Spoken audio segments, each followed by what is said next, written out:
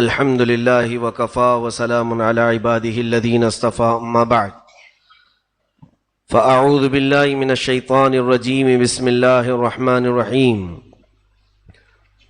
ألا إن أولياء الله لا خوف عليهم ولا هم يحزنون الذين آمنوا وكانوا يتقون صدق الله مولانا العظيم وبلغنا رسوله النبي الأمين المتين المختار الكريم ونحن على ذلك لمن الشاهدين والشاكرين والحمد لله رب العالمين۔ بارگاہ رسالت معاب صلی اللہ تعالی علیہ وسلم میں درود پاک کا ہدیہ پیش کریں۔ اللہم صلی علی سیدنا و مولانا محمد معدن الجود والکرم منبع العلم والحلم والحکم وآلہ واصحابہ الکرام وابنہ الکریم وبارک وسلم صلاة دائمة سرمدا ابدا۔ بگرداب بلا افتادہ کشتی ضعیفان شکستارا تو پشتی، بحق خواجہ عثمان ہارونی مدد کن یا معین الدین چشتی۔ خواجہ ہند وہ دربار ہے اعلیٰ تیرا، کبھی محروم نہیں مانگنے والا تیرا۔ عزیزان گرامی وقار، آج ہم ہمارے سلطان، ہمارے بادشاہ کی بارگاہ میں خراج عقیدت پیش کرنے کے لیے حاضر آئے ہیں۔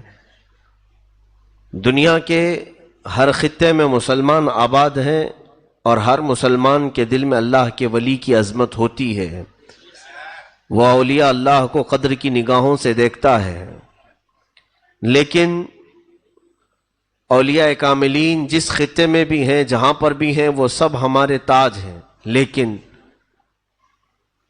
سرکار غریب نواز رضی اللہ تعالیٰ عنہ کا حق ہم پر زیادہ اس لیے ہے کہ ہم ان کے ہم وطن ہیں، ان کے اسی ہند میں رہتے ہیں جس کی سلطنت اللہ نے انہیں پچھلے 800 سالوں سے نواز رکھا ہے۔ عزیزان گرامی، یہ وہ غریب نواز القاب میں معین الدین، سلطان الہند، عطائے رسول، خواجہ خواجگاں سیدنا حسن چشتی رضی اللہ تعالیٰ عنہ، سنجری بھی ہیں، چشتی بھی ہیں، اجمیری بھی ہیں۔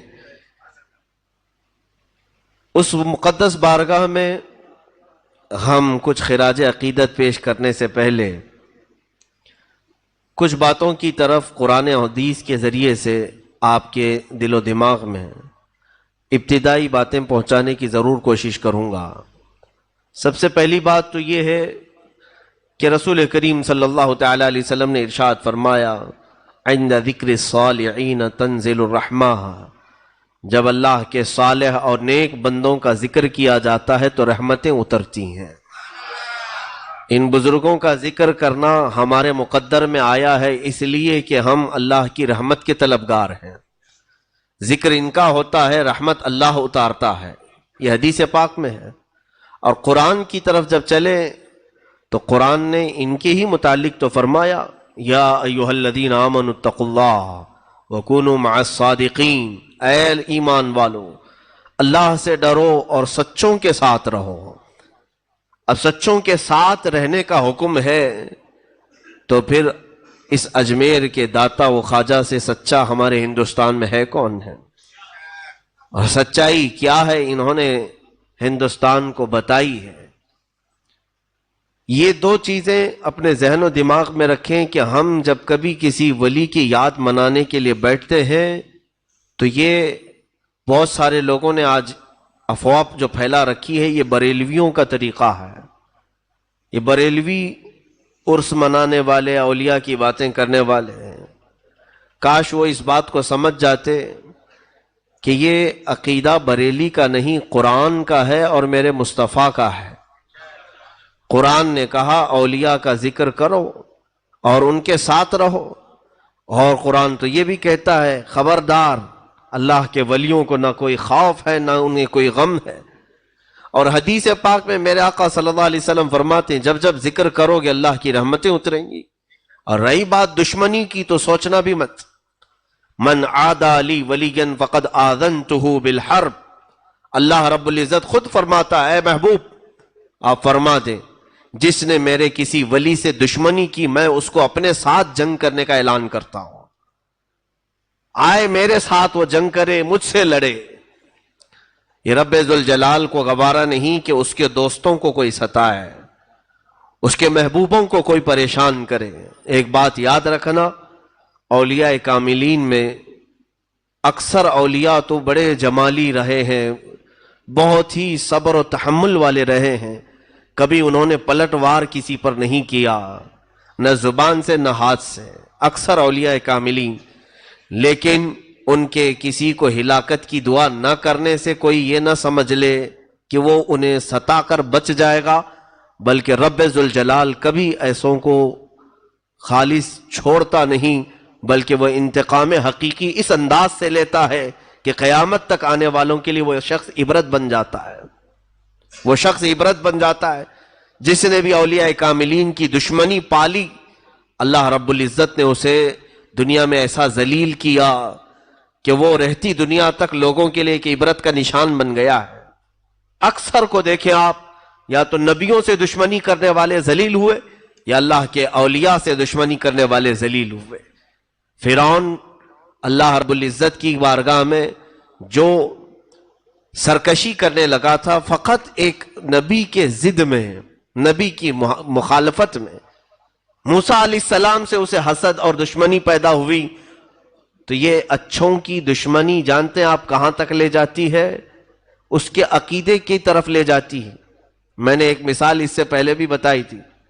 جب دشمنی ہوتی ہے تو یہ بات ضرور یاد رکھنا کہ کس ٹائپ کی دشمنی کر رہے ہو اور کس سے کر رہے ہو، اور اس کے بعد پھر اس سے دشمنی ہونے کے بعد جو نقصانات ہوتے ہیں. میری اگر کسی ڈاکٹر سے دشمنی ہو گئی تو ہوتا کیا ہے، انسان کی فطرت ہے، ڈاکٹر تو ہماری نظروں میں گرا ہی گرا، اس کی ڈگری بھی گر گئی، اور ہم نے اس کی ڈگری کو نکار دیا کہ یہ کون سی ڈگری لے کے بیٹھا ہے، جھوٹا ہے. اور اس کے بعد اگر وہ اپنی ڈگری کی سرٹیفکیٹ دکھا بھی دیا تو دشمنی کی وجہ سے ہم اس میں عیب تلاش کرنے شروع کریں گے کہ اس کی ڈگری میں یہ خامی ہے، اس کی ڈگری کمال کو نہیں پہنچی ہوئی. دشمنی شخص سے تھی لیکن بڑھتے بڑھتے اس کی ڈگری تک پہنچ گئی. اب اس کے بعد اس کے بولنے سے نفرت، اس کے چلنے پھرنے سے ہمیں نفرت. دشمنی اس کے اخلاق تک لے جاتی ہے اور بہت اوپر تک لے جاتی ہے. اسی لیے جیسے مثال کے طور پر ہم سے دشمنی کرنے والے، میں تو مخالفت کرنے کی کھلی اجازت دیتا ہوں. میں ہمیشہ یہ کہتا ہوں کہ مجھ سے اگر کسی کو اختلاف ہے تو اس کا حق ہے. میں بھی انسان ہوں، آپ بھی انسان ہیں، مجھ سے اختلاف کرنے کا آپ کو پورا حق ہے. ضرور اختلاف کریں مجھ سے، لیکن اس اختلاف کو جب بڑھاوا دو گے تو ہوگا کیا؟ صرف آپ کا اختلاف اور آپ کی دشمنی مجھ سے نہیں رہ جائے گی، میری پڑھی ہوئی قرأت سے بھی دشمنی ہو جائے گی، میری بیان کی ہوئی حدیثوں سے بھی دشمنی کرنے لگ جائیں گے. ہمارے بیان کردہ تفسیر کو بھی تم ایک بار گمراہی کہہ دو گے اور خود کافر ہو جاؤ گے. یہ دشمنی ذات تک نہیں باقی رہتی بلکہ پھر اس کے کاموں تک بڑھ جاتی ہے. اسی لیے فرعون نے کیا کہا، موسیٰ اگر خدا تعالی مجھے خود بتا دیتا کہ میں تجھے پالتا ہوں تو میں مان لیتا، لیکن موسیٰ کا وہ خدا ہے اس لیے نہیں مانوں گا.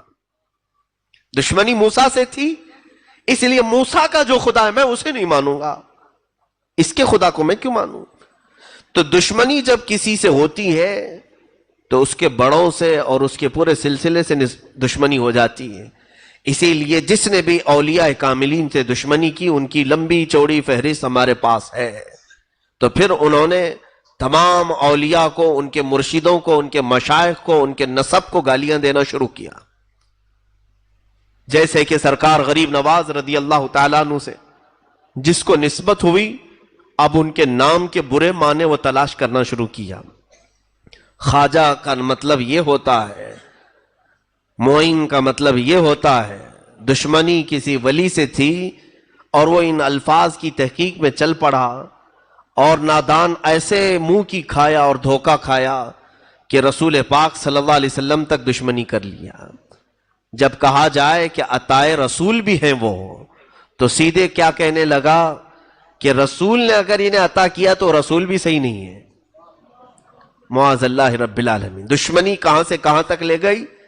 اسی لیے سوچ سمجھ کر کے کسی سے اختلاف کرنا کہ کہیں تمہارا اختلاف تمہیں خدا کی دشمنی تک نہ لے جائے, رسول کی دشمنی تک نہ لے جائے. اولیاء کاملین کی گستاخی اور ان سے دشمنی میرے عزیزوں یہ ہماری ہلاکت کا سب سے بڑا راستہ ہے. جب قرآن نے کہہ دیا کہ ان کے ساتھ رہو تو اسی میں عافیت ہے. اب آج ہم اس شہنشاہ ہند کے دربار میں حاضر ہیں. تھوڑی دیر کے لیے آپ توجہ کریں گے تو میں آپ کو اجمیر معلیٰ پہنچا دوں گا, اور تصور میں تمہیں غریب نواز کا روضہ مبارک نظر آ جائے گا. اور ہم صرف اجمیر نہیں, ان کے آبائی وطن پہنچتے ہیں جہاں سرکار غریب نواز رضی اللہ تعالیٰ عنہ کی ولادت باسعادت ہوئی. سنجر کا وہ علاقہ, غریب نواز کے والد گرامی سید غیاث الدین رضی اللہ تعالیٰ عنہ اور ان کی والدہ بی بی ام الورا, دونوں حافظ قرآن تھے, دونوں عالم تھے, ماں بھی اور باپ بھی. اور یہ تقریباً 537 ہجری کے قریب کا کچھ واقعہ ہے. سنجر کا علاقہ مشہور تھا, پورے کے پورے علاقے میں جو لوگ رہتے تھے وہ کوئی ایسا نہیں تھا جو تہجد نہ پڑھتا ہو. پورے گاؤں میں, اس سنجر میں جہاں پر غریب نواز کی پیدائش ہوئی, پورا علاقہ تہجد گزار تھا. تہجد میں کسی کی قضا نہیں ہوتی تھی, اس میں وہ لوگ کمپٹیشن کرتے تھے, سبقت لے جاتے تھے. ایک رات ایسی آئی, 13 رجب المرجب تاریخ یہ بتائی گئی ہے, 13 رجب کی تاریخ تھی, اور آسمان پر آدھی رات میں ہی سفیدی ظاہر ہو گئی, اور اتنی سفیدی سی آئی کہ لوگوں کو گمان ہونے لگا کہ صبح صادق ہو چکی. صبح کی سفیدی جیسے نمودار ہوتی ہے, آدھی رات میں ہی سفیدی ظاہر ہوئی. تو جس کی آنکھ کھلی وہ بے ساختہ دوڑتا ہوا باہر آیا کہ ہائے میری تہجد قضا ہو گئی. سوئے ہوئے تھوڑی سی آنکھ کیا لگی کہ آنکھ کھلی تو دیکھا روشنی ہے, اور جب صبح کی روشنی آ گئی تو تہجد کا وقت ختم ہوا. سنجر کے علاقے میں یہ خبر پھیلی, اور جتنے متہجد تھے, جتنے تہجد گزار تھے, سبوں کو ظاہر سی بات ہے وہ بزرگوں کا تال میل بہت اچھا تھا کہ ایک عبادت کرتا تو دوسرے کو اٹھا بھی دیتا تھا, دوسرے کو تعاون بھی کرتا تھا. سارے لوگ جمع ہونا شروع ہو گئے کہ کیا حال ہے, کیا حال ہے. اس میں موجود کئی عمر دراز بزرگوں نے کہا ہمیں تو نہیں لگتا کہ ہم سے غفلت ہوئی, لیکن یہ اجالا کچھ اور بتا رہا ہے. وہ سب سنجر کی جامع مسجد کے قریب پہنچے تو دیکھا جامع مسجد کے خلف میں قریب میں ایک گھر پر آسمان سے جھماجھم نور کی روشنی برس رہی ہے, نورانی قندیل لٹکی ہوئی ہے. اور وہ گھر پتہ کرنے پر معلوم ہوا کہ حضرت غیاث الدین رضی اللہ تعالیٰ عنہ کا گھر ہے, بی بی ام الورا کا گھر ہے. تو کئی تہجد گزار بزرگ وہاں پر جمع ہوئے کہ آدھی رات میں اجالا اور ان کے گھر سے اجالا. ابھی یہ سب کشمکش میں تھے کہ غیاث الدین کا دروازہ کھلا, ایک دایا باہر آئی اور معین الدین کی ولادت کی خوشخبری سنائے. حسن چشتی رضی اللہ تعالیٰ عنہ غریب نواز کی ولادت کی تاریخ میں لکھا گیا ہے آدھی رات میں پورا سنجر روشن تھا. رات آدھی ہے اور تہجد پڑھنے والے اس گمان میں آ گئے تھے کہ صبح ہو گئی اور ہماری تہجد قضا ہو گئی. لیکن پتہ کرنے پر, جانکاری حاصل کرنے پر یہ معلوم ہوا کہ یہ نہ صبح ہوئی ہے نہ سفیدی ہوئی ہے, بلکہ یہ کوئی اور صبح معین الدین لے کر کے آیا ہے. کفر کے ظلمات میں, شرک کے اندھیریوں میں معین الدین نام کا ایک چہرہ ایسی سفیدی لایا ہے کہ یہ سفیدی اب وہاں سے نکلی تو ہندوستان میں آئی, اور ہندوستان میں بھی جب وہ آئے تھے یقیناً یہاں بھی بہت اندھیرا چھایا ہوا تھا, کفر کا اندھیرا, شرک کا اندھیرا, جادو کا اندھیرا, بدعات کا اندھیرا, خرافات کا اندھیرا. لیکن جیسے ہی یہ چاند طلوع ہوا انہی اندھیریوں میں خوب 90 لاکھ کو روشن بھی کر گیا. عزیزان گرامی, معین الدین حسن چشتی رضی اللہ تعالیٰ عنہ کی ولادت باسعادت کے بعد ان کے والد ان کی اہلیہ سے اپنی اہلیہ سے کہتے ہیں، ام الورا سے، بچے کا نام کیا رکھنا چاہیے؟ ام الورا کہتی ہیں، مشورہ چل رہا تھا شوہر بیوی میں، پہلا بچہ ہے تو ماں کہتی ہے سرکار غریب نواز کی، ہمیں مشورے کی ضرورت نہیں، بلکہ میں اس بچے کے حمل کے دوران کئی بڑے مشائخ کو خواب میں دیکھا ہے اور انہوں نے مجھے مبارکبادی دیتے ہوئے کہا ہے کہ تیرا پیٹ حسن ہو، تیرا مولود حسن ہو۔ حسن کا مطلب ہوتا ہے خوبصورت، جمال والا۔ تو یہ مشائخ نے میرے حمل کے دوران مجھے رات میں کئی ایسی خوشخبریاں سنائی تھی کہ تیرا پیٹ، تیرا شکم حسن ہو اور تجھ سے پیدا ہونے والا حسن ہو۔ حسن کا مطلب خوبصورتی، تو کیوں نہ ہم ان مشائخ کی اسی بشارت پر بچے کا نام حسن رکھتے ہیں۔ اور پھر جب ان دونوں نے حسن نام رکھا تو غیب سے ندا آنے لگی، حسن معین الدین، حسن معین الدین، یعنی یہی حسن ہے جو دین کی مدد کرے گا۔ معین کا مطلب ہوتا ہے مدد کرنے والا۔ اب یہ بچپن کی آپ کی ولادت کے بعد پرورش جو ہوئی، اب اس میں بتانے کی چندہ ضرورت نہیں، آپ کو میں بات بتا دوں۔ سرکار غریب نواز رضی اللہ تعالیٰ عنہ آل رسول ہیں، سیدہ کائنات فاطمۃ الزہرا رضی اللہ تعالیٰ عنہ کی آل، جو حضرت امام حسین اور حضرت امام حسین رضی اللہ تعالیٰ عنہ سے امام زین العابدین، یہ جو سلسلہ چلا ہے، اور سیم ٹو سیم سلسلہ جو غوث پاک کا ہے وہی سلسلہ سرکار غریب نواز کا ہے، سیم۔ اور رشتے میں آپ کو میں بتاؤں، غریب نواز کی ماں حضرت بی بی ام الورا حضور غوث پاک رضی اللہ تعالیٰ عنہ کی سگی چچیری بہن ہے۔ گویا کہ سرکار غریب نواز غوث پاک کے کیا لگے؟ بھانجے ہوئے۔ بی بی ام الورا غوث پاک کی بہن ہے، چچا کی بیٹی ہیں، اور حضرت غوث پاک کا جو حسینی سلسلہ ہے باپ سے، وہ حضرت خواجہ معین الدین کی ماں سے حسینی سلسلہ ہے۔ اور غوث پاک رضی اللہ تعالیٰ عنہ کا والدہ ماجدہ سے حسینی سلسلہ ہے، اور ان کا والدہ ماجدہ کا سلسلہ حسنی ہے۔ دونوں میں اتنی مشابہت ہے کہ وہ حسنی اور حسینی سید ہیں، اور یہ بھی حسنی اور حسینی سید ہیں، نجیب الطرفین ہیں۔ اب ایک اور روایت یہ ہے کہ سرکار دو عالم صلی اللہ تعالیٰ علیہ وسلم سے لے کر غریب نواز رضی اللہ تعالیٰ عنہ تک جتنے بھی آپ کے آبا و اجداد آئے، آپ کے والد، آپ کے دادا، آپ کے پردادا، لے کر کے حضور صلی اللہ علیہ وسلم تک، ان کے داداؤں میں جتنے بھی تھے سب کے سب عالم باعمل اور متقی پرہیزگار اللہ کے ولی گزرے، اس میں سے ایک بھی کوئی عام آدمی نہیں ہے، ہر ایک اپنے وقت کا قطب ہے۔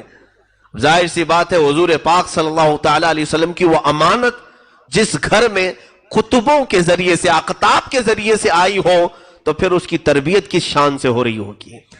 آپ بچپن میں ہی حافظ قرآن بنے۔ سرکار غریب نواز رضی اللہ تعالیٰ عنہ کا سب سے پسندیدہ مشغلہ قرآن کی تلاوت، کہیں پر بیٹھے قرآن پڑھتے تھے، گھر میں بیٹھے قرآن، باہر بیٹھے قرآن۔ ان کے والد جب آپ کی عمر مبارک 14 سال کی تھی، فرماتے ہیں معین الدین کو کہیں پر بھی کسی کام پر لگایا جائے وہ قرآن کی تلاوت میں رہتا اور کام خود بخود ہوتے رہتے تھے۔ ایسا کئی مرتبہ ہوا۔ اب غریب نواز رضی اللہ تعالیٰ عنہ کے والد ماجد جب ان کی عمر 14 سال کے قریب تھی، وصال پا گئے، اور صرف ابھی 1.5 سال نہیں ہوا تھا کہ والدہ ماجدہ بھی وفات پا گئیں۔ آپ کی وراثت میں، باپ کی وراثت میں سرکار غریب نواز کو صرف ایک چھوٹا سا باغیچہ انگوروں کا اور کچھ پھلوں کا اور ایک پنچکی آئی، جس سے آپ اپنا گزر بسر فرما رہے تھے۔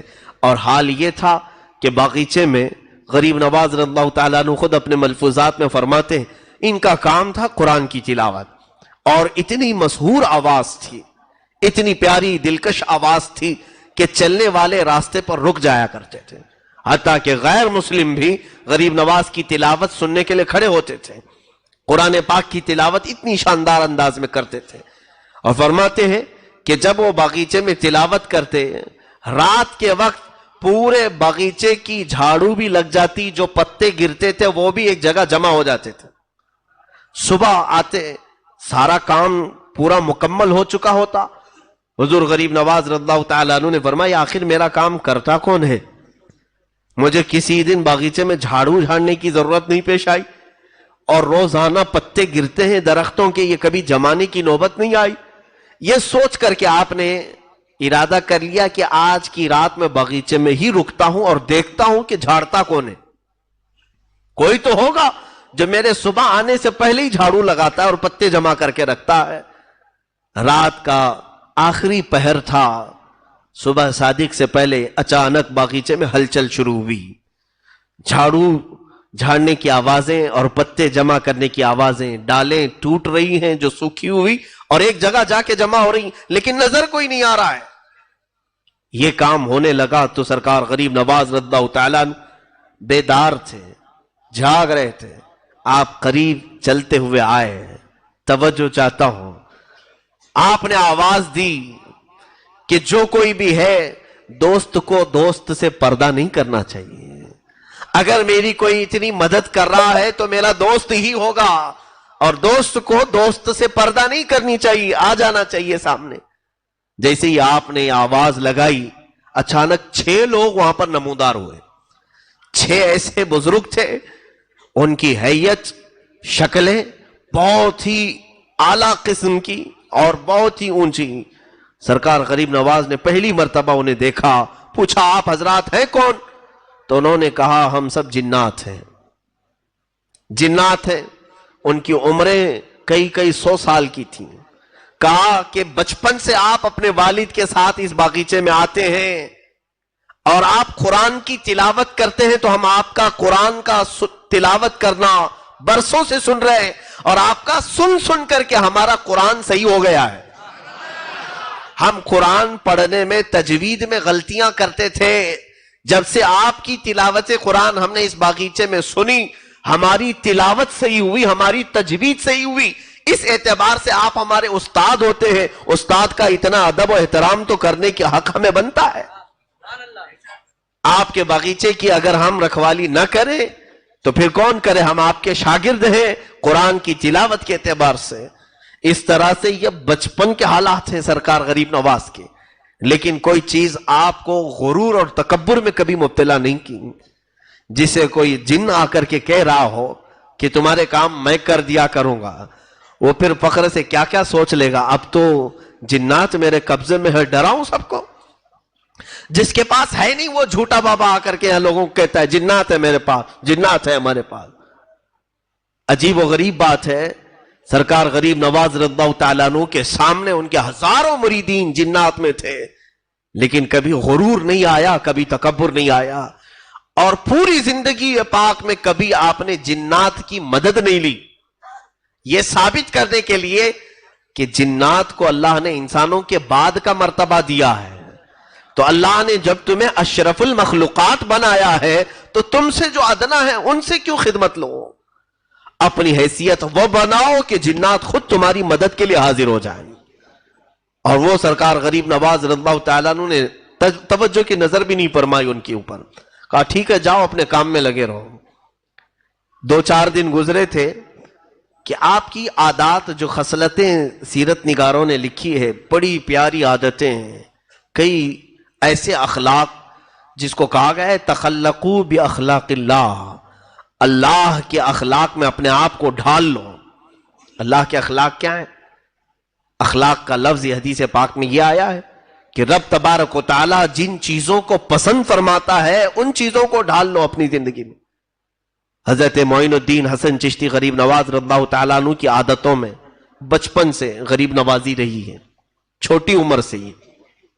यहां तक कि छोटी उम्र में जब आपकी विलादत हुई उस वक्त से लोगों ने देखा है कि आपकी गरीब नवाजी कैसी है। एक दिन बागीचे में काम करके थक कर बैठे थे कि एक कोई बुजुर्ग आए, आकर के उन्होंने पूछा कि कुछ खाने को मिलेगा। जल्दी से उस दुर्वेश को बिठाया, मदद करना आपकी फितरत में था। बिठाया और बिठा करके एक अंगूर का खोशा तोड़ लाए اور لا کر کے انہیں بڑے ادب سے دھل کر کے صاف کر کے ایک ایک انگور پیش کرتے تھے، جیسے کوئی اپنے عزیز مہمانوں کے لیے کرتا ہے۔ اب جب انگور کے خوشے تناول کیے، اس بزرگ نے پوچھا بیٹا تمہارا نام کیا ہے؟ کہا میرا نام حسن ہے اور لوگ معین الدین بھی کہتے ہیں۔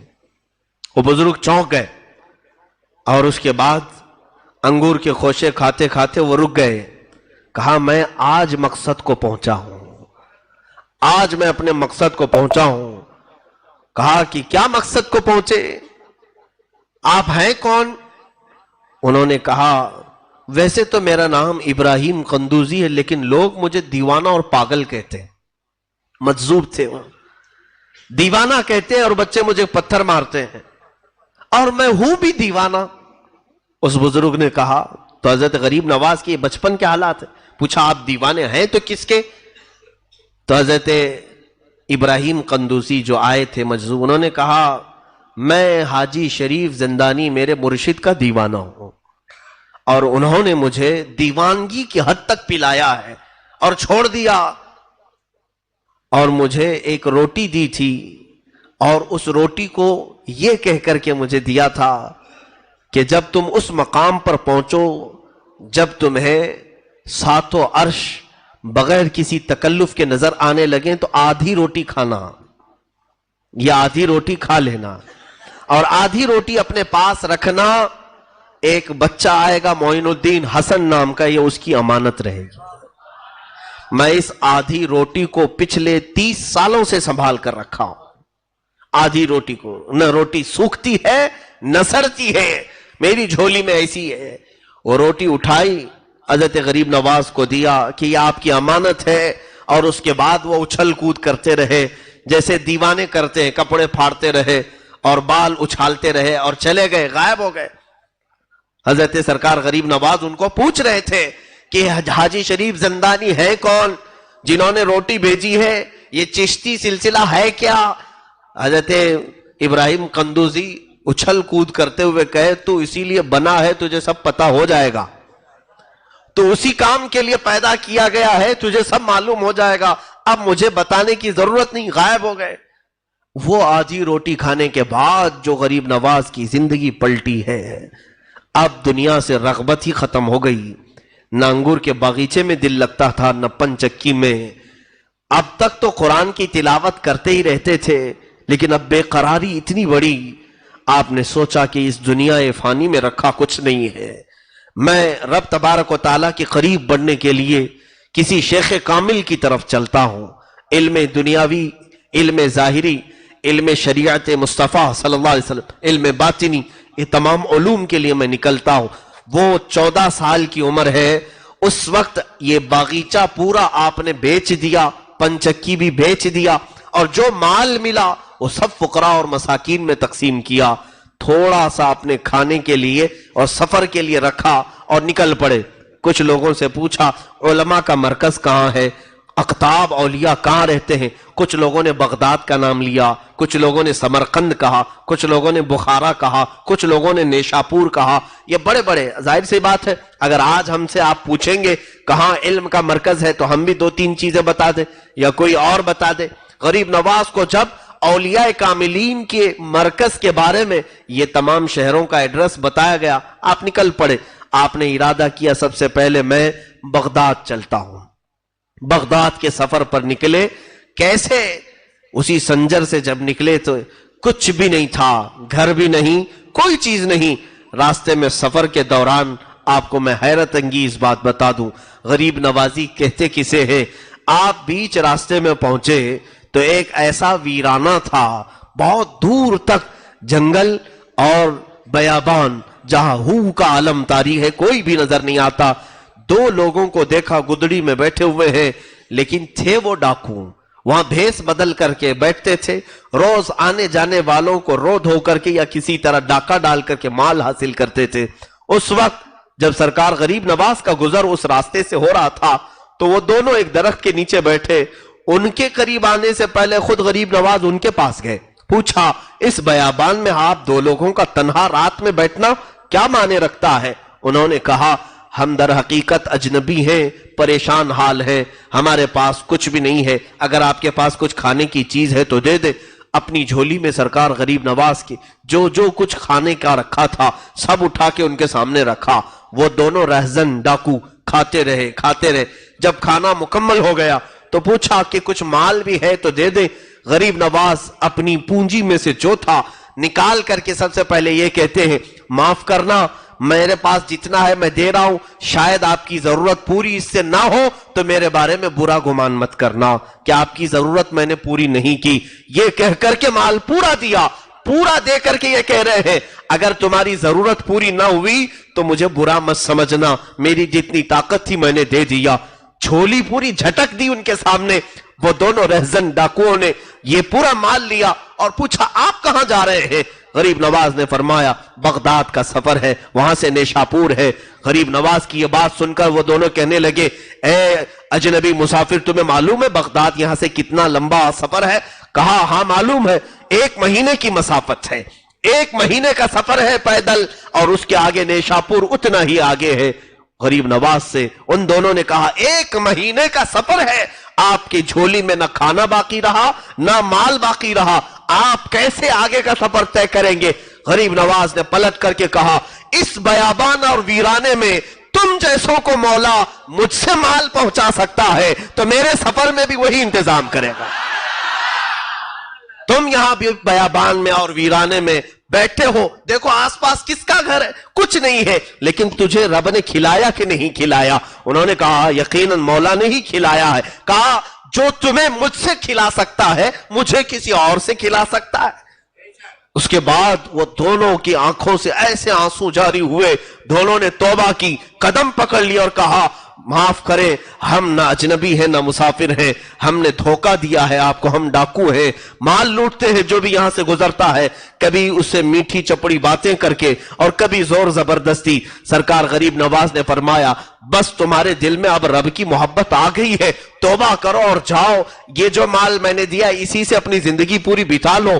ان دونوں نے کہا نہیں حضور، آپ جا رہے سفر میں، یہ مال رکھ لیں۔ غریب نواز نے فرمایا اللہ رب العزت کی رب العالمین کی یہ شان ہے، جب وہ بندوں کو دیتا ہے تو واپس نہیں لیتا، تو بندہ بندے کو دے کر واپس مانگے یہ مولا کو پسند نہیں ہے، میرے رب کو اچھا نہیں لگے گا۔ اس لیے ہبہ جو ہوتا ہے وہ بخشش ہے اور بخشش دوبارہ مانگی نہیں جاتی، آپ رکھ لو اسے۔ غریب نواز نے واپس 1 پیسہ بھی نہیں لیا، سفر میں چل پڑے۔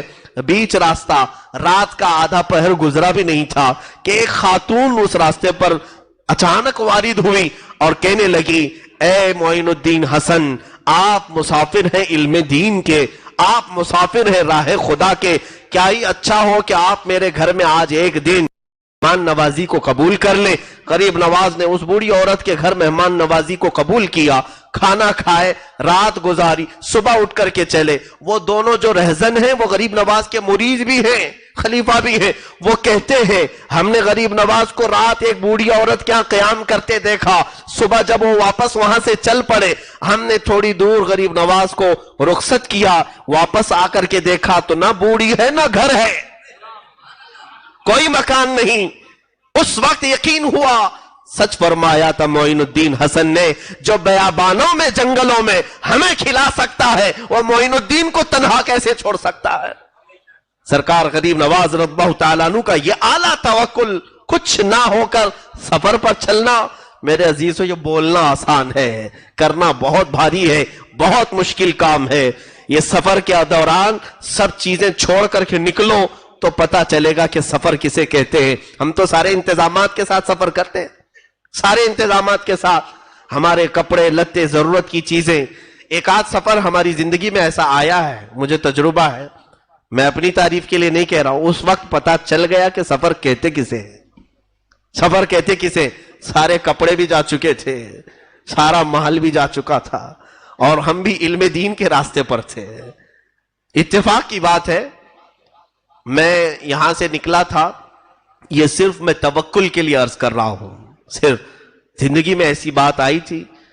میرا ارادہ جب ہوا تحقیق فی الفقہ، فقہ کی تعلیم حاصل کرنے کے لیے بریلی معلیٰ ہمارے مرشد گرامی کی بارگاہ میں جانے کے لیے، میں دبئی سے تراویح پڑھا کر کے آیا تھا، اور اس وقت ابھی ہماری تعلیم کا سلسلہ جاری بھی تھا، میں بھی تعلیم کمپلیٹ ختم نہیں کیا تھا، جاری بھی تھا، لیکن بیچ میں جو رمضان آتا تو تراویح پڑھاتے، اور اچھے عمدہ کپڑے وہ ایک پہلے سے چلا ہے، سارے کپڑے جمع کر کے ایک بڑے سوٹ کیس میں رکھے، اور پھر میری لکھی ہوئی کچھ کتابیں بھی تھیں جو میں نے عربی سے اردو میں ٹرانسلیٹ کیا تھا، اور کافی اچھی خاصی رقم بھی تھی، اور یہ سب چیزیں لے کر کے جب میں پہنچا تھا تو رات کا وقت تھا، اسٹیشن پر مجھے یاد ہے 4 بجے کے قریب ٹرین پہنچی تھی۔ ہمارے برادر مکرم اور میرے استاد نے کہا بھی تھا کہ بریلی کا اسٹیشن آبادی سے کافی دور ہے، رات میں اگر پہنچو تو باہر مت نکلنا، صبح ہونے کا انتظار کرو، اس لیے کہ ڈکیتی بہت زیادہ ہوتی، وہاں پر بھی ایسے حالات تھے۔ تو اسی انتظام، ٹھنڈیوں کے دن تھے، اسٹیشن پر پلیٹ فارم پر بیٹھا رہا، اور پورا سوٹ کے ساری چیزیں میرے ساتھ میں تھیں، ٹھنڈی بہت زیادہ لگ رہی تھی، 4 بجے روشنی نہیں آتی، ایک چادر نکالا اور اوڑھ کر کے بیٹھا ایک کٹے پر، اترنے والے سارے مسافر چلے گئے، ہم اکیلے بیٹھے رہے۔ بیٹھنے کے بعد تھوڑی دیر کے بعد جو ٹھنڈی میں چادر نے گرم کیا، جھپکی لگی جاتی ہے، اونگ آئی، آنکھ بند ہوئی، بیٹھے بیٹھے گھٹنوں میں سر رکھ کر کے، تھوڑی دیر کے بعد سر جھٹکا اور جھنجلا کر کے اٹھا تو دیکھا نہ بیگ ہے نہ سوٹ کیس ہے، کچھ بھی نہیں۔ دیوانوں کی طرح ادھر سے ادھر دوڑتا رہا، میں بھی طالب علم تھا، اسٹوڈنٹ تھا، پورے پلیٹ فارم پر کہیں کوئی نظر نہیں آ رہا ہے۔ پولیس سے جا کر کے کہا، جو بیٹھے تھے ڈیوٹی پر ان کو ہم سے زیادہ اونگ لگی ہوئی تھی، ہلا کر کے جب اٹھایا تو دل نے یہی کہا کہ مجھ سے زیادہ تو یہ سو رہے ہیں، میرا بیگ یہ کیا دیکھیں گے۔ ویسے بھی انہوں نے مایوس کن جواب دیا اور واپس پلٹ آئے، دل کھٹا ہو گیا تھا، یہ تو ابتدا ہے، یہاں آنے میں سارا لٹ گیا۔ اب میرے خیال سے یہ اچھا شگون نہیں ہے، لوگ تو یہی سوچتے ہیں، پہلی راستے پر اگر کچھ ہو جائے تو سوچتے ہیں شاید اچھا راستہ نہیں ہوگا۔ اس وقت خیالات عجیب عجیب طرح کے آنے لگے۔ اب یہ سفر میں ہے، کوئی جانکار پہچان کا نہیں تھا، ایسی نوبت تھی کہ اسٹیشن سے مزار اعلیٰ حضرت پر جانے کے لیے اب جو کچھ بھی رقم تھی وہ ایک آٹو کو دینے کے برابر کی تھی، رکشے والے کو دینے کے برابر۔ خیر ہم نے یہ سوچا کہ واپسی کا ارادہ کرتے ہیں، یہ ہمارے لیے شاید شہر راس نہیں آئے گا، واپسی کا ارادہ کر رہے تھے کہ وہاں سے واپس آ جاتے ہیں، دوسری جگہ دیکھ لیں گے، تعلیم بعد میں۔ سارا تو لٹ گیا، پورے کپڑے، پورا مال، میری لکھی ہوئی کتابیں، کئی طرح کی الگ خوشبوئیں، سب چلی گئی تھی۔ دل میں قلق ہوتا ہے، واپسی کا ارادہ کیا تو اسی وقت دل میں یہ خیال آیا، اتنی دور اتنے مقدس شہر میں آئے ہیں تو اعلیٰ حضرت کی بارگاہ میں زیارت تو کم سے کم کر لوں، فاتحہ پڑھ لوں اور اس کے بعد واپس چلا جاؤں۔ اب پڑھنا نہیں تھا، زیارت کے لیے صبح کی گھڑی تھی، اذان ہو چکی اور غالباً نماز ہوئی تھی۔ میں فجر کی نماز مسجد میں پڑھا اور مزار پاک پہ حاضری کے لیے گیا تو ایک قاری صاحب خوش الحان اچھی آواز کے وہاں گنگنا رہے تھے۔ اکثر ایسا ہوتا ہے مزار اعلیٰ حضرت پر اعلیٰ حضرت کی نعتیں پڑھی جاتی رہتی صبح شام۔ میں جس وقت حاضری کے لیے گیا تھا قاری صاحب نعت پڑھ رہے تھے، سونا جنگل رات اندھیری چھائی بدلی کالی ہے، سونے والوں جاگتے رہیو چوروں کی رکھوالی ہے، سونا پاس ہے سونا بن ہے سونا زہر ہے، اٹھ پیارے تو کہتا ہے میٹھی نیند ہے تیری متھی نرالی ہے۔ اور یہ سب اشعار وہ پڑھتے جا رہے ہیں، میں فاتحہ بھول گیا اور سننے لگا، اور ایسا لگ رہا تھا کہ یہ نعت کہیں میرے لیے تو نہیں لکھی تھی انہوں نے۔ ساری چیزیں زندگی سے ایک ایک، کبھی آپ بھی سوچتے ہیں نا حضرت نے آج ہمارے لیے بیان کیا ہے۔ جب حالات سے کوئی چیز بات میچ ہوتی ہے تو ہر کوئی یہی خیال کرتا ہے کہ کیا کسی نے جا کر کے کہا تو نہیں ان کو آج میرے ہی گھر کا سب بتا رہے تھے۔ ہماری زندگی میں بھی ایسی چیز آئی تو جب وہ نعت ختم ہوئی تو دل میں اطمینان ہوا کہ جو کچھ ہوتا ہے اللہ کی مرضی سے ہوتا ہے۔ دل میں ایک ڈھارس بندھی اور اس کے بعد اس کے بعد جو حالات ہیں وہ مجھے زیادہ ڈسکس کرنے کی ضرورت نہیں، اتنی سی بات ہے، میرا ٹیسٹ تھا، امتحان تھا، میلے کپڑے سفر کے، انہی کپڑوں میں جا کر امتحان کے لیے بیٹھا اور کسی سے کہنے کی کوئی جرت بھی نہیں تھی، ہمت بھی نہیں تھی۔ دوسرے دن جب رزلٹ آیا تو سب سے پہلا نام میرا تھا۔ تو اب سوچا کہ اب یہ سب سے پہلا نام، کئی مدارس کے طلبہ وہاں پر ٹیسٹ کے لیے آئے تھے، ہر دارالعلوم کے لوگ ٹیسٹ کے لیے آتے ہیں، کئی 100 میں سے ان کو صرف 5 لوگوں کو چننا تھا، 7 لوگوں کو چننا تھا۔ نام جب آیا اسی وقت مجھے بلائے ہمارے ایک استاذ گرامی، کہا کہ میلے کپڑے یہ ساری چیزیں، مجھے ایسا لگتا ہے کہ تمہارے سفر میں تمہارے ساتھ کچھ دھوکا ہوا ہے۔ میں نے کہا نہیں۔ انہوں نے خود پکڑ کر کے مجھے شہر لایا اور شہر لے جا کر کے انہوں نے کپڑے دلائے، پورا سارا سامان دلا کر خود لے کر کے آئے۔ استاد ان کو خود اپنی فکر ہوتی ہے، اپنے گھر بار چھوڑ کر وہ بھی پڑھانے کے لیے آئے ہوتے ہیں، لیکن انہوں نے اپنے ذاتی رقم سے یہ ساری چیزیں کی۔ لیکن وہ جو چند دنوں کا عرصہ گزرا، اس وقت پتا چلا کہ سفر کہتے کسے ہیں۔ سفر اس لیے کہ حدیث پاک میں السفر کالسقر، سفر جہنم کے راستوں میں سے ایک راستہ ہے، تکلیف اس میں ہوگی، لیکن ابھی ہم بہت ساری انتظامات، بہت سارے اسباب کے ساتھ چلتے ہیں تو احساس نہیں ہوتا، اے سی میں چلتے ہیں اور بہت شارٹ سفر ہو گیا ہے تو پتہ نہیں چل پاتا، ورنہ سفر تو سفر ہے، اور وہ بھی جب مال کچھ بھی نہ ہو۔ اور اسی سفر کے متعلق میرے آقا صلی اللہ علیہ وسلم نے فرمایا کن عابدی سبیل فی الدنیا کانک غریب، اے بندے تو دنیا میں مسافر کی طرح جی، ایسا جیو جیسے کہ تم مسافر ہو، اس لیے کہ مسافر بہت سامان نہیں لیتا، سب چھوڑ کر جاتا ہے۔ اور سرکار غریب نواز رضی اللہ تعالیٰ عنہ نے اس حدیث پر عمل کر کے دکھایا، عمل کر کے ایسے دکھایا کہ سب کچھ چھوڑا اور پوری زندگی سفر کی حالت میں رہے، پوری زندگی مسافر جیسا رہتا ہے ویسی رہے۔ جو آپ نے سارا سامان بیچ دیا تھا، رقم بیچی، پھر ان کے راستے میں کون کھلاتا ہے، کسی کو کوئی فکر کرنے کی ضرورت نہیں ہوتی۔ آپ اس طرح سے بغداد مقدس جب پہنچے تو سرکار غوث پاک سے آپ کی ملاقات بھی ہوئی، اور روایات میں ہے کہ تقریباً 57 دن تک سرکار غریب نواز غوث پاک کے ساتھ ایک ہی حجرے میں بیٹھے رہے، ایک ہی حجرے میں۔ اور غوث پاک رضی اللہ تعالیٰ عنہ نے باہر نکل کر کے اپنے مریدین سے کہا اے لوگوں اسے جانتے ہو، یہ جس علاقے سے آیا ہے وہاں سب علاقے کا یہ مقتدا ہوگا۔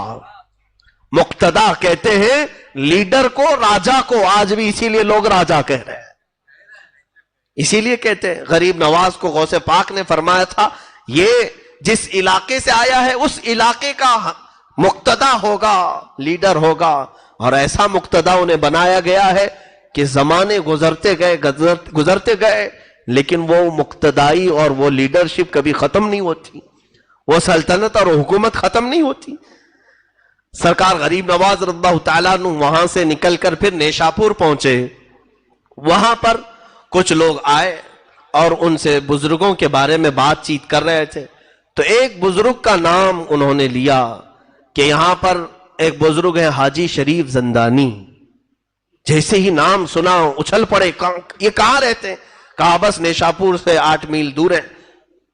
لیکن ان سے ملنے سے پہلے آپ حضرت خواجہ عثمان ہارونی سے ملے۔ کہا وہ کہاں رہتے ہیں؟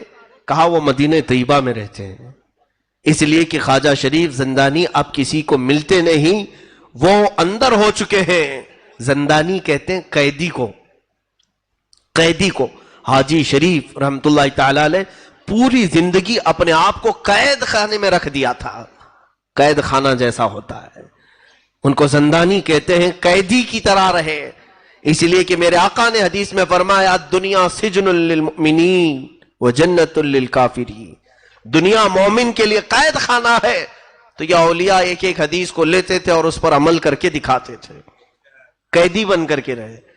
سرکار غریب نواز رضی اللہ تعالیٰ عنہ وہاں سے مدینہ طیبہ پہنچے۔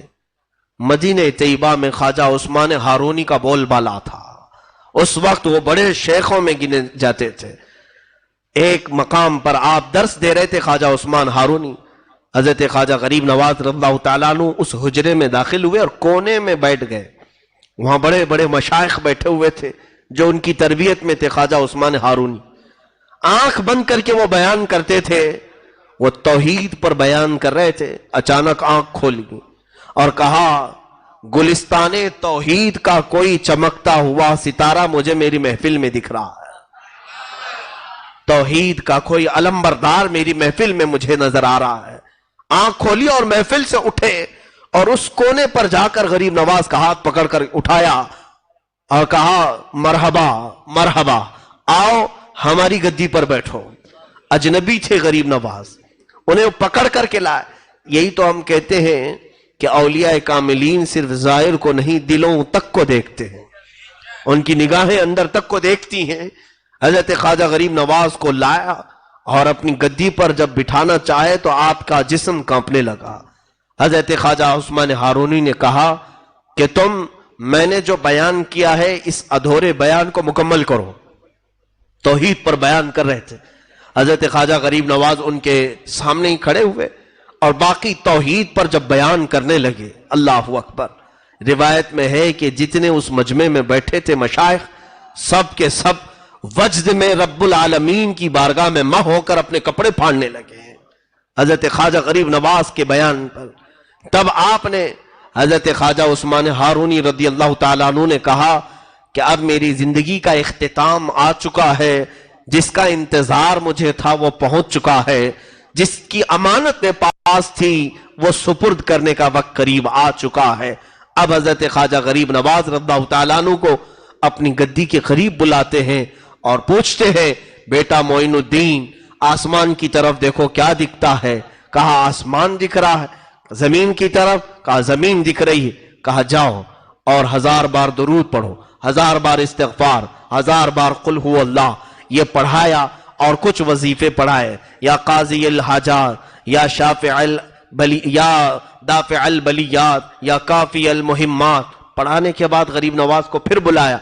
اب اپنی انگلیاں خواجہ عثمان ہارونی نے غریب نواز کی پیشانی پر رکھا اور پوچھا اوپر دیکھو کیا دکھتا ہے؟ کہا غریب نواز نے یا خواجہ عثمان ہارونی مجھے عرش خدا تک دکھ رہا ہے، پہلا، دوسرا، تیسرا، چوتھا، پانچواں، چھٹا، ساتواں آسمان اور سدرۃ المنتہا عرش خدا نظر آ رہا ہے۔ زمین پر دیکھو کیا دکھتا ہے؟ کہا زمین کے 7 طبق اور تحت الثری تک مجھے نظر آتا ہے، جو زمین کا سب سے نچلا حصہ ہے۔ تو اس پیر کامل نے مرید کامل کو صرف 2 انگلیوں کے درمیان سے پوری منازل طے کرا دیا۔ اور اس کے بعد ایک 4 تر کی ٹوپی ہوتی تھی سلسلہ چشتیہ میں۔ اب تو سلسلہ چشتیہ کے وہ بزرگ ہیں کہاں؟ ہوں گے، یقیناً ہوں گے، لیکن آپ مجاوروں کو سلسلہ چشتیہ کے بزرگ مت سمجھ لینا۔ مجاور الگ چیز ہے، بزرگ الگ چیز ہے۔ مجاور کہتے ہیں آس پاس رہنے والے کو، یعنی جو بھی آس پاس رہتے ہیں، ابھی جیسے آپ سب میرے مجاور ہیں، میں آپ کا مجاور ہوں، یعنی قریب رہنے والے کو کہتے ہیں۔ بعد میں یہ نہیں کہنا کہ مفتی صاحب نے پورے پاک سائٹ والوں کو اپنا مجاور بنایا ہے۔ مجاور پڑوسی کو کہتے ہیں، پڑوسی۔ تو بہرحال غریب نواز رضی اللہ تعالیٰ عنہ کا سلسلہ چشتیہ جو ہے اس میں ایک 4 تر کی ٹوپی دی جاتی ہے۔ 4 تر کی ٹوپی کیا ہے؟ وہ حضرت خواجہ عثمان ہارونی رضی اللہ تعالیٰ عنہ نے وصیت کر کے دی ہے۔ ترک کا مطلب چھوڑ دینا، ترک کرنا، چھوڑ دینا۔ سب سے پہلی چیز ترک معاصی، ہر طرح کے شبہ اور حرام چیز کو بھی ترک کر دینا، ایک ترک۔ دوسرا ترک ہے دنیا کی ضرورت کی چیزیں بھی ترک کر دینا، سوائے زندگی گزارنے کے۔ یعنی یوں سمجھ لیں کہ بہت سارا گھر بنانا، گاڑی بنگلے، یہ ساری چیزیں، یہ ترک، دوسرا ترک۔ تیسرا ترک آخرت کی زندگی کو بھی ترک کرنا اس میں لکھا گیا ہے، حالانکہ سب جگہ مقصود ہے کیا؟ آخرت، لیکن سلسلہ چشتیہ میں فرمایا گیا آخرت کا ترک، یعنی تمہیں روز محشر کا وہ خوف نہ ستائے، سورج کے قریب ہونے کا ڈر، جہنم کے ہولناک ہونے کا ڈر، زمین کے پیتل اور تانبے کا ہونے کا ڈر، یہ سب ڈر نکلے۔ آخرت کو اگر یاد کرے تو صرف اپنے خدا کے لیے، صرف میرے رب العالمین کے لیے، باقی سب چیزیں ترک۔ 3 ترک۔ اور چوتھا ترک ہے خواہشات نفس۔ فرماتے ہیں جو چیز تمہارا نفس پسند کرے اسے ترک کرنا، اور کہتے ہیں جب 4 یہ ترک کوئی کر دے تو اسے سلسلے چشتیہ کی 4 ترکی ٹوپی پہنائی جاتی تھی. وہ حضرت خواجہ غریب نواز کو ان کے مرشد نے پہنائی.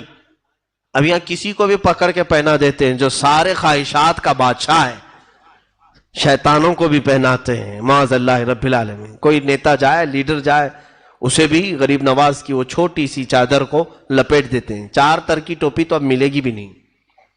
اس ٹوپی کا کمال بہت ہی عجیب ہے کہ مشائخ نے لکھا ہے کہ وہ 4 تر کی ٹوپی پہننے والا سلسلہ چشتیہ قبرستانوں کے پاس سے گزرتا تھا تو قبروں والے اٹھ کر بیٹھ جائیں اور قبروں کے حالات وہ دیکھ لیتا جس کو یہ ٹوپی پہنائی گئی 4 تر کی ٹوپی. اس لیے کہ جب اس نے دنیا کو سب ترک کیا تب یہ ٹوپی اسے دستیاب ہو. یہ خرقہ خلافت ہے. بہرحال حضرت خواجہ غریب نواز رضی اللہ تعالیٰ عنہ مدینہ طیبہ میں اپنے شیخ اپنے مرشد کی بارگاہ میں 2.5 سال تک رہے. آپ کے مرشد گرامی جب وفات پا چکے تو اس کے بعد حضور اکرم صلی اللہ تعالیٰ علیہ وسلم کے دربار سے اتنا لگاؤ تھا کہ روزانہ غریب نواز میرے آقا صلی اللہ تعالیٰ علیہ وسلم کے حاضری فرماتے اور دیدار فرماتے تھے. روز دیدار کرتے. وہ کیوں نہ دیدار کرے, ان کے وہ دادا بھی ہیں, ان کے وہ نانا بھی ہیں. سرکار دو عالم صلی اللہ تعالیٰ علیہ وسلم کی اس عطا پر وہ خوش تھے. مدینے میں اچانک ایک دن حضور اکرم صلی اللہ تعالیٰ علیہ وسلم کی زیارت میں مشغول تھے. رسول کریم صلی اللہ تعالیٰ علیہ وسلم کا حکم آیا, معین الدین تمہیں مدینہ چھوڑنا ہوگا. بے اختیار رونے لگے, زار و قطار رونے لگے. کہا یا رسول اللہ مجھ سے خطا ہو گئی, مجھ سے کوئی گناہ ہو گیا. کہا نہ, خطا نہیں, بلکہ میری خوشبو تمہیں ہند تک پہنچانا ہوگا. حضور صلی اللہ تعالیٰ علیہ وسلم نے جب سرکار غریب نواز کو ان کے خواب میں یہ بشارت دی تو ہندوستان سرکار غریب نواز اس وقت آئے بھی نہیں تھے. سنجر کا علاقہ ہندوستان میں نہیں آتا ہے, یہ ابھی ایران کے کچھ علاقوں میں یہ حصہ آتا ہے. آپ نے سرکار غریب نواز نے پوچھا یا رسول اللہ صلی اللہ تعالیٰ علیہ وسلم, میں نہ ہندوستان کو جانتا ہوں نہ دیکھا ہوں, وہاں کے کسی علاقے کو میں پہچانتا نہیں, وہاں کے لوگوں کی طبیعت کفار و مشرکین کی سخت گیر ہے. رسول کریم صلی اللہ تعالیٰ علیہ وسلم نے ان کے سامنے ہندوستان کا پورا نقشہ کھولا, راستے دکھائے اور پھر فرمایا کہ اے معین الدین تیرا پڑاؤ اس علاقے میں ہوگا. یہ کہہ کر کے میرے آقا نے اجمیر معلیٰ بھی دکھایا. اسی لیے اعلیٰ حضرت فاضل بریلوی رحمت اللہ علیہ نے کتاب میں لکھا کہ دنیا میں کچھ وہ جگہ ہیں جہاں پر دعا رد نہیں ہوتی, ان میں سے ایک جگہ اجمیر مقدس بھی ہے. کیوں؟ اس لیے کہ اجمیر لوگوں کا بنایا نہیں, غریب نواز کو میرے مصطفیٰ نے اشارہ کر کے بتایا ہے. تو جس طرف میرے آقا کا اشارہ جائے وہ دعاؤں کی قبولیت کی جگہ ہے. اجمیر معلیٰ کی طرف میرے آقا نے اشارہ کر کے بتایا کہ یہ تمہارے پڑاؤ, یہ تمہارے ٹھہرنے کی جگہ ہے. اب بس یہ اللہ والوں کی بات ہی ایسی ہے کہ اللہ اس کے رسول کے حکم کے آگے یہ سر خم تسلیم کرتے ہیں. سر جھکا لیا اور صبح اٹھتے ہی سفر کے لیے روانہ ہوئے. اب سفر پر جب چلے تو پھر یہ کافی لمبا سفر تھا. کئی مشائخ کی بارگاہ میں عبادات اور ریاضات کرتے ہوئے حضرت داتا گنج بخش ہجویری رضی اللہ تعالیٰ لاہور آئے. وہاں پر آپ نے چلہ فرمایا اور وہاں سے کچھ فقیر آپ کے ساتھ ہوئے. ان فقیروں کے ساتھ ہندوستان کی سرزمین کا سفر آپ نے فرمایا. یہ وہ دور تھا جب یہاں پر راجے مہاراجے ہندوؤں کے اور بھی کئی علاقے کے کئی طرح کے مذہب والے یہاں پر جی رہے تھے, اور ان کی تانا شاہی, بادشاہی, ہر طرح کے ظلم و ستم کی کہانیاں بھی بڑی دراز ہیں. اس زمانے میں کئی مسلمان بادشاہوں نے یہاں پر حملے بھی کیے اور پھر کچھ علاقے فتح بھی کیے اور کچھ جگہ اسلام کا پرچم لہرایا بھی. یہ وہ زمانہ تھا جب شہاب الدین غوری نام کا بادشاہ ہندوستان آتا اور یہاں کے راجوں سے لڑائی کرتا اور واپس شکست کھا کر کے جاتا تھا. کئی حملوں میں ایک وقت یہ آیا کہ 1,00,000 کی فوج لے کر کے وہ آیا, لیکن پھر بھی شکست کھا کر ہار کر واپس جا رہا تھا. اور اس وقت دلی کی سرزمین سے وہ نکل کر کے افغانستان کی طرف جا رہا تھا شہاب الدین غوری. یہ وہ وقت ہے جب سرکار غریب نواز 7 یا 8 فقیروں کے ساتھ ہندوستان میں داخل ہو رہے تھے. وہ داخل ہو رہے تھے جب یہ فوج شکست کھا کر ادھر جا رہی ہے اور 8 فقیر ادھر آ رہے ہیں. بادشاہ کی نظر پڑی فقیروں پر، درویشوں پر، روک لیا اپنی فوج کو، کہا انہیں لے آؤ، چہرے سے یہ مسلمان لگتے ہیں، اللہ والے دکھتے ہیں، بلا لاؤ. بلایا لایا گیا بادشاہ کے سامنے. حضرت خواجہ غریب نواز رضی اللہ تعالیٰ عنہ اور چند فقیر تھے. پوچھا کہاں کا ارادہ ہے، کہاں چلے ہو؟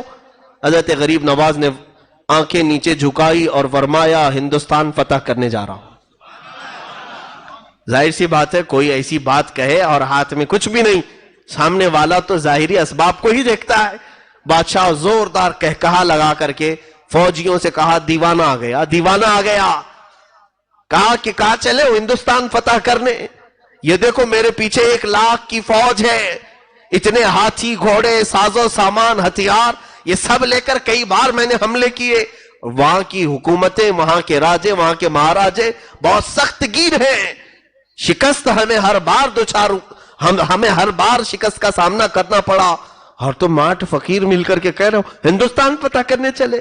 حضرت خواجہ غریب نواز رضی اللہ تعالیٰ عنہ نے اس کی سخت باتوں کا کوئی نوٹس نہیں لیا اور اپنے فقیروں کو ہاتھ میں پکڑا اور کہا چلو چلو چلتے ہیں. اور پھر کہا ہے بادشاہ غوری شہاب الدین، فرق تجھ میں اور مجھ میں یہ ہے کہ تو جب بھی جاتا ہے اسی فوج کے بھروسے پہ جاتا ہے، اور معین الدین صرف اللہ کے بھروسے پہ جا رہا ہے. میرا رب وہ سب سے بڑا بادشاہ ہے، اور جب وہ چاہے کسی کے قدم کو کہیں پر بھی جما دے. اور وہ الفاظ تاریخی تھے، آج بھی وہ الفاظ کی گونج ہر جگہ نظر آتی ہے. اسی معین الدین چشتی نے کہا تھا میں اللہ اور اس کے رسول کے بھروسے پر آیا ہوں. وہ بھروسہ اتنا کامل تھا کہ کوئی کچھ بھی میرے غریب نواز کا بگاڑ نہیں سکا. ہر طرح کی کوششیں ہوئی بھی، لیکن آپ کے قدم کو کوئی ذرا برابر ڈگمگا بھی نہیں سکا. عزیزان گرامی، یہ توکل غریب نواز کی زندگی سے ملتا ہے کہ ہمیں بھی یہ چاہیے کہ زندگی کے کام و کاج اللہ کے بھروسے پر کرو، رب تعالیٰ کی ذات پر چھوڑو. کوئی کیا بگاڑے گا، کسی کی کیا مجال ہے، کیا حیثیت ہے. ظاہری طور پر کوئی اگر کچھ تکلیفیں پہنچائے تو یہ ہمارے آزمائشوں کا دور ہوتا ہے. رب تبارک و تعالیٰ جب کسی کو مقام دیتا ہے تو پہلے اسے آزمائش سے گزارتا ہے، امتحانات سے گزارتا ہے. حضرت خواجہ غریب نواز رضی اللہ تعالیٰ عنہ کی سیرت پر بہت ساری باتیں ہیں، لیکن میں آج مختصر سے آپ کو گھیر دوں. اجمیر معلیٰ پہنچے تو یہاں بہت سارے مقابلے بھی ہوئے جادوگروں سے اور بہت سارے راجوں سے. کبھی انہوں نے پانی روکا، کبھی کھانا روکا، کبھی آپ کی جھوپڑیاں اجاڑ دیں، کبھی پتھر آپ کے اوپر ڈالے، سب کر کے دیکھ لیا. لیکن وہ فقیر جہاں بیٹھا تھا بیٹھا ہی رہ گیا. وہ درویش جہاں پر تھا آج تک ہے. یہ لوگوں کو ان سے بھی سبق لینا چاہیے. 5 سال کے بعد جو بار بار ہاتھ دے کر کے ووٹ مانگنے آتے ہیں، بھیک مانگنے آتے ہیں، کچھ بھی دکھا دکھا کر کے. ابھی تک تو لوگ کرنٹ کی بات کرتے ہیں، ہم کرنٹ دیں گے آپ کو. یعنی پبلک سمجھتی نہیں ہے کرنٹ دیں گے کا مطلب ہے شاک دیں گے، یعنی وائر لگا دیں گے، تم اوپر سے نیچے ہل جاؤ گے. دیہاتوں والے بہت سارے بیچارے خوش ہو جاتے ہیں، ارے اس بار کی حکومت آ رہی ہے، وہ کہہ رہی ہے 24 گھنٹہ کرنٹ دے گی، 24 گھنٹہ کرنٹ دے گی. انہیں پتا نہیں ہے بیچاروں کو یہ کرنٹ کون سا دینے والے ہیں. پوری باڈی پر کرنٹ لگائیں گے اور اتنا ہلو گے کہ 5 سال تک ہلتے ہی رہو، اور پھر کرنٹ دیں گے ابھی چند مہینوں کے بعد. ہاں دیکھنا الیکشن کے مدوں میں یہی ہوتا ہے، ہم آپ کو بجلی دیں گے، کرنٹ دیں گے، پانی دیں گے. یہی سب یہ بہت پرانے وعدے ہو گئے، کچھ نیا لانا چاہیے.